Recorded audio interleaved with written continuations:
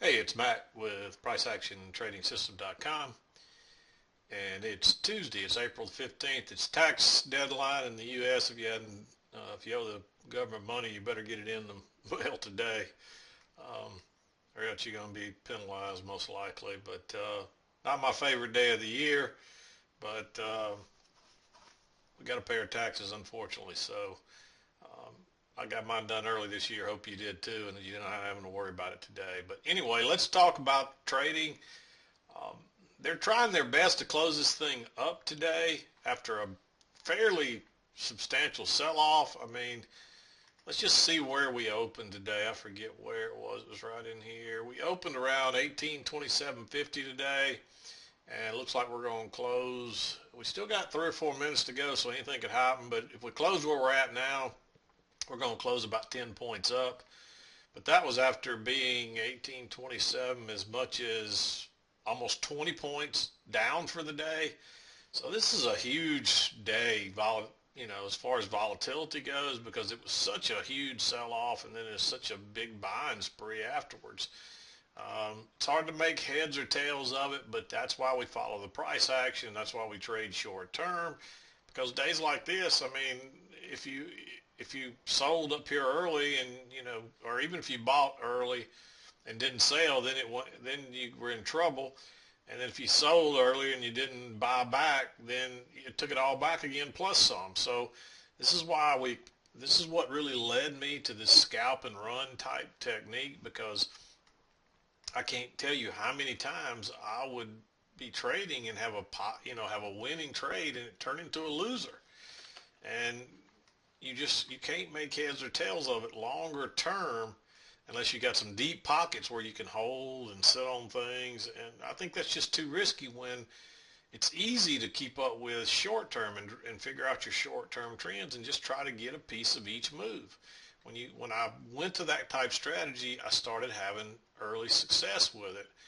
And the more I did it, the better I got at it.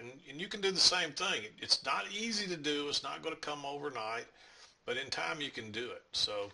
But I really thought it was going to end up being a range day. Here's the lows from yesterday afternoon, and you can see that's been an important low for a while right in there. We kind of overshot it a little bit in the after night hours, which is not unusual. But that turned out to be our low. I used the closes right there. You may not can see that, but I used those closes right there, and that turned out to be the low of the day. And it looked like we were going to struggle up here to get above the high of the day. But at this point, we're above it. It doesn't look like we're going much higher at this point because there's only a couple of minutes left. It's 3:09. The market closes at 3:15, or it halts at 3:15, I should say. In the old days, not very long ago, it did close at 3:15. But now it just halts trading and closes it temporarily while they, figure out where to move all the money for the day, and then it reopens. And uh, but anyway, that's for another day. But let's talk about what I saw early on. This shouldn't be there, just something I was playing with. Early on, there was a trend up. You could have looked at this either way. You could have used the short-term trend, or you could have used I think there's a larger channel right there. I got it off the highs and drug it down, and it fit right in here. It might have even fit right there. So you could have used it either way. I thought I liked usually the first couple of swings, which I thought were there, and it was just kind of an overshoot. Um, but it doesn't matter where you put it. You get the same thing. Only difference is if you use this lower one, we really never got a break, or we did. If we did get a break, we didn't get the new high until now, which it still worked, following our rules. But generally, you're not going to get this big a sell-off. So I'm thinking it's right there, and that covers all the closes for the most part. And then you see we bounced there a little. Let me make this a little bigger. And you can see we bounced there off that line. If you use those closes there early, we bounced off of it. Then we finally got a break, moved to a new high, and then we sold off. So that's how I was looking at it. And didn't matter if you saw the shorter term when you get the same thing. You get the break here, move to a new high, and you really kind of get two legs up there. One leg, a little correction, then another leg. I'm going to call that the first leg.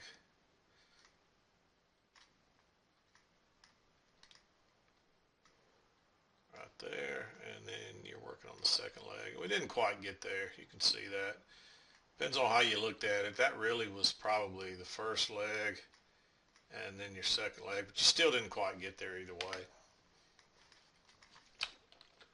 But that's why I draw these shorter term trends, because you can see that's a clear channel working up. We get the break, move to a new high, a couple of legs up to a new high, and then we started selling off there.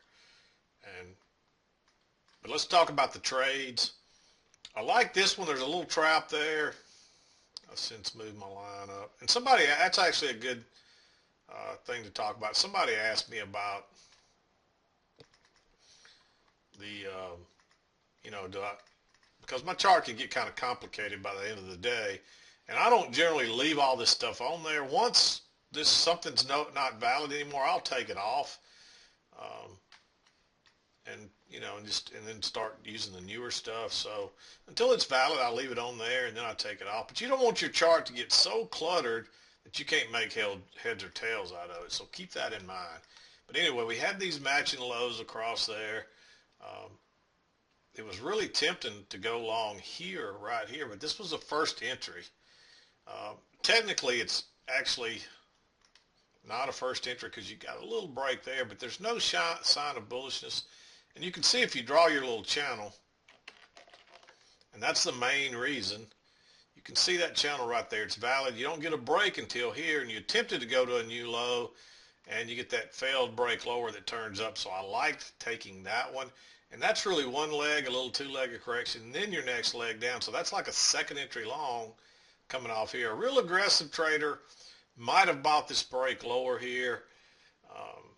But if you did, I think you need to use a limit order, and you wouldn't have got a much better entry than this one, maybe slightly, and it's being a lot more risky because you don't really have a break of that channel yet. But now you get the break. This is probably still hard to see. Continue to make it. But you get the break here and then the pullback. We didn't get a new low, but that's not uncommon on a correction. And you might have even had this line right here, and so you're bouncing off of it. You still get the close outside. You can see that right there. Even if you use this, it was a little harder to see earlier on the bigger picture. But even if you use that one, you can see you still get a close outside right here. Either way you go about it.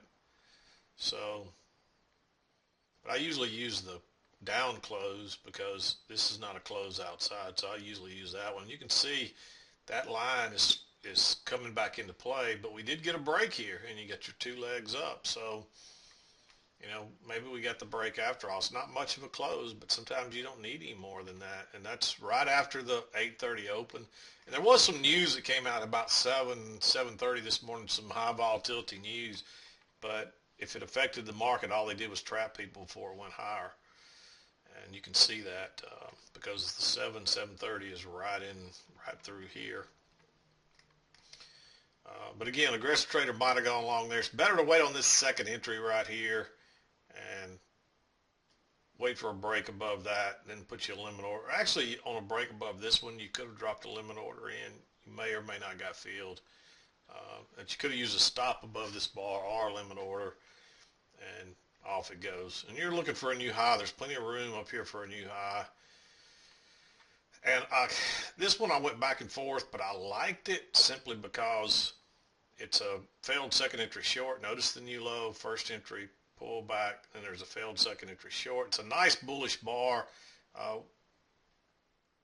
If you use a stop, you really got to go long. The failure happened right here. So I think you were better off to wait on that break and then drop a limit order in there, or either just go with a stop. And it would have come back and filled a limit order all the way to that last high. And that's kind of common. Don't ask me why that last close right there. But it does that. And another easy trade. And I only like that one because it was a trap and we weren't back. We did have a new high in place, so that could be risky. I went back and forth whether or not to make that one green or blue. But because of the trap and the fact that this is still looking really bullish, I thought it was worth taking. We weren't back to this side yet, and we finally get up there right here. and you're working down. This is a failed second entry long. And again, I think this line is right here, to be honest. And we broke below that, the EMA, we tried to go up, and that's a failed second entry long. So there's a trap right there, and it took it a minute to get going, but you see it did. It started moving on down. And there was a move right there off of it, but I didn't like that one because we had all that overlap. There is a little bit of a tick higher, so, and it does come off that trend line. But that really kind of, we did have a touch here, but I didn't like it enough there. But when we confirmed it there again, next time it comes back, you know, I'm taking it. And I drew this one green because it's a first entry, but this is the first real break of that trend, first turn down. But you're probably not, it's not a very wide channel, so you may not get any second entries. So it's a little bit more aggressive. And it comes back and touches it again. You're better off to wait on this bar and wait on the, you know, put a stop there or try to get in with a limit order. Then it comes back yet again. And this time you get a clear break or clear close outside that line. And I kind of adjusted this one just a little when we got that close right there. And you see that one comes right off of it. But now you got a clear close outside of it. You probably already had it right here, and that's your two legs down. But that's a nice, the reason I really like this one without making it green on the first entry is it broke higher first and turned, and just put a stop right there, boom. And what this turned out to be was a spike in a channel. You see we're working down, we got the break here, moved to a new low, bounced off the lower side, and then we rallied from there. So there's a bigger picture here to go with too, but this is your break, your new low, and then you correct. And when it turned down right there, I just drew my line from there to there. And when we came back and touched it again, that confirms it. You can go short right there, and then it actually came back and had a failed second entry long. So you definitely, and this one broke higher and then went out the lower side. You could just use a stop. Didn't matter either way as a trap. Just put a stop there and look at it go. They trapped everybody to the long side, and boy, it sells off. And then you get another turn down right off that trend line, big bearish bar. And then you get another one here. But we already had this. We just came off the low side, and we weren't back to the upside yet. So I didn't like going short there, especially not on the first entry. And by the time you got your second entry, you were way down here. You got all that overlap. You know, you might have been looking for a new low still based on this shorter term channel, but I wasn't convinced that it wasn't right here. It might be right here. We might have had the break in the new low right there. But generally, once you come off this side, you're going to the other side first. And you notice that the next trade I have marked is a short off that side. And you couldn't really enter till this bar right there. That's really a second entry. It's a little higher move right there. You get just enough for a scalp, and then it comes up. You get your break, and you don't want to enter on that first entry because it could go higher. You need a second entry. And you don't really get one. This is really, technically, that's a second entry when it went lower there on a smaller chart. But you've got this trend line working up through here, and I just didn't feel comfortable with it. You know, we could have bounced there again. I think you need something better. And you don't really ever get another entry until right here. You get a failed second entry long, and it's a two-legged correction. So I liked that one. And, you know, we're looking for a new low. And it moves on down to a new low. It takes a second there. I think you actually would have gotten out of this one. Entry was 1650, and you can see you had just enough to get out of that. We actually got an extra tick or so there, but the entry was 1650, so you need 15 and a quarter to get out. So you actually got an extra tick there, maybe an extra couple of ticks. But easy scalp. They come back and get the runners, and it makes another leg down. And we still haven't got to the lower side, but we had a break, and we've got a new low in place now, so you don't know what's going to happen right there.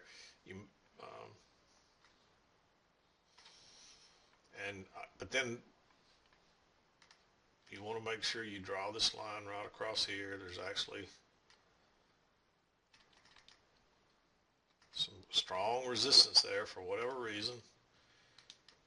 And you've already got your high here. You came back, you tested it once, you tested it twice, it failed. So I like that for a failed second entry long to the downside. Okay, I'm sorry, I had an interruption there, and I can't remember. I think we were talking about this trade right here. You've really got a failed second entry. You got a new high, first entry, pullback, second entry, and this is where they trap people right in here. And that's a great trap. So I liked entering there. It didn't take off instantly, but it ended up working out.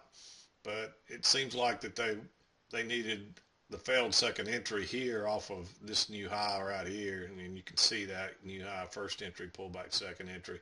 And then they really had the new high, and they tested it once, tested it again, and then it went lower. And guess where it bounces? Right down here. And that just so happened to be, you can see that, well, you can see that blue line was the low. There it is again. You can see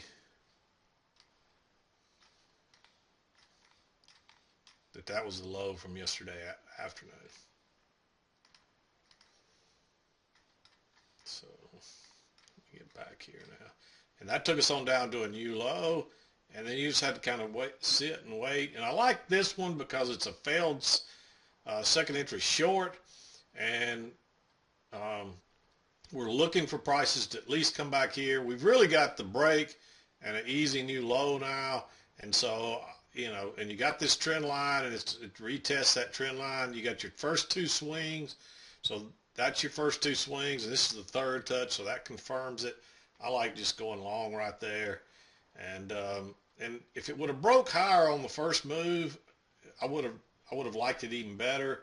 I think you're okay with a stop right there either way based on how this is acting and the fact that it's a trap. But if you wanted to, you could have used the trap, and you see it close there and open on the upside, so you really didn't have much option unless you just had your stop already above that bar, which you should have because you're expecting it to go higher, and you can't wait for it to break and then put your stop in. You could only get in with a limit order most likely unless it backs up real quick. But it closed here, opened here, and then it did back up. So you could have used a limit order in here and maybe even gotten, you know, at least right at the high, or maybe even a tick. It looks like you probably could have got two ticks back in there. But, you know, on a setup like this, I'm going to have a stop above this bar since it broke lower in case it goes on out, and it would have got filled either way. And then you had a nice trade, but again, that's a failed second entry short. There is enough room to get out before you get up here, but you're looking for a reversal type pattern anyway. And guess where it turns? Right across this high, and you know, maybe this is really up here like so. And but actually, I originally drew that line off the top right there, and so I was looking to, you know, for it to reverse right here, try to go a little higher. And then you get a second entry long right there, right off the trend line. You can see that. It's a little bit of a, it's really kind of like a two-legged pullback. You can see the new high, first leg, then there's a correction, then there's a little second leg. It's kind of congested looking, but that's because it was a little bit of confusion there, what's going on. You also got those matching lows, and it just couldn't get below them. So that's a second entry long. Boom, off it goes. I believe if you tried to use a limit order there, I doubt you would have gotten filled on that, because once it broke higher, I can't remember exactly how quick it took off. And that's the last stop mark for the day. There's a second entry long. Actually, there's one right there. But that's like a double top, and I'd usually count that as a new high, so that's a first entry pullback and a second entry right there. This is one where you could use a limit order. You would have gotten filled. Wait for it to break higher right here, then drop you a limit order, a tick or so back in there. Maybe right even at the high instead of using a stop. It keeps going. Guess what? Another two-legged pullback, move up. You already did kind of have a break right there. So, you know, buying here. This is late in the afternoon, 1 o'clock. But notice how every two-legged correction leads to another move up.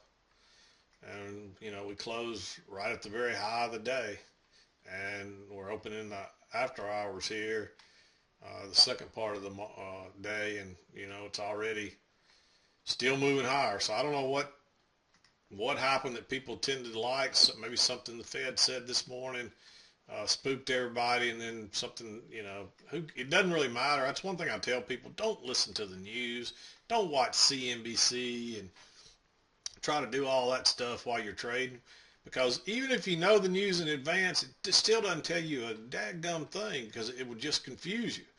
Uh, the more bullish the news is, the faster the thing will often sell off, and the more bearish it is, the faster they'll buy it. So there's no rhyme or reason to the news. In fact, it's my belief that they write the news to fit. Uh, they write the news to fit the price action for each day. That's my belief, and if you do this long enough, you'll probably agree with me. But I've learned to understand the price action and the movements well enough to know that the movement is not based off of the news in any way, and they write the news to fit the price action. So, but that was pretty much it for today. That was the last trade I marked. But you can see those other two-legged swings. Some more failed second entry shorts. Notice that new low, first entry pullback, second entry right there. That would have been a good trade. That's a two-legged correction with a big move, a two-legged correction with a big move. They're there continuing on into the day. And you might have even wanted to adjust this a little bit as the day went on. Maybe I don't have it drawn just right. I haven't played with it any. And you can see those touches up to that. Kind of gets you those first two bars, and look at those touches. And there's your break. Let's just see how that fits on the upper side. And that does fit pretty well. So that's why I'm always saying, I'll continue to adjust my trend lines as the day goes along. So as you get more price action, play with your lines some more. Try to adjust them, see if you can make them fit better. But I often will change mine around. Generally, the first couple of swings will get it for you, and it'll play out just right. But as things move around, try to, just like you just saw me do right there, I adjusted that after the fact once you had a lot more price action, because I originally drew that with just this stuff in place. And once I got a little more price action, you can see I could adjust it a little bit and get a better fit.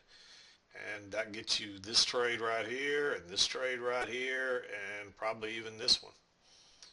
So anyway, I'm going to wrap it up for the day. I hope this was helpful. I hope hope you had a good trading day. I hope your week's going so good so far. But it seemed like there was something else I wanted to just run by people. I did talk about the fact that be aware of the news. Adjusting your trend lines. Oh, and I have gotten a couple of emails from people about, I talked about Forex a little while back, and why I want to trade the ES and why I won't trade Forex.